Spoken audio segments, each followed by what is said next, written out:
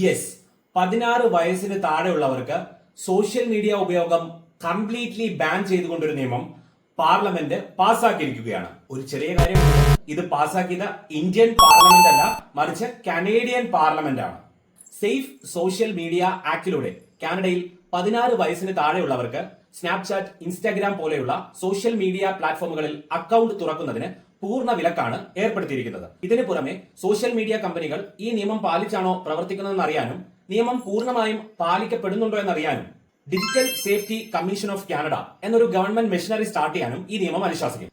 And ഏതെങ്കിലും ഒരു social media company കാനഡയിൽ ഈ നിയമം ലംഘിച്ചാൽ അവരുടെ ആഗോള വരുമാനത്തിന്റെ 3% വരെ വലിയ പിഴ ചുമത്താനും ഈ നിയമം അനുശാസിക്കുന്നു.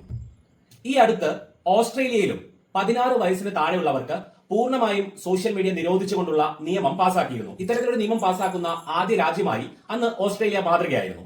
ശരിക്കും 18 വയസ്സിന് താഴെയുള്ള ആൾക്കാർ ഏറ്റവും കൂടുതൽ സോഷ്യൽ മീഡിയ ഉപയോഗിക്കുന്ന ഇന്ത്യ പോലൊരു രാജ്യത്തും ഇങ്ങനെ ഒരു നിയമം അത്യാവശ്യമല്ലേ?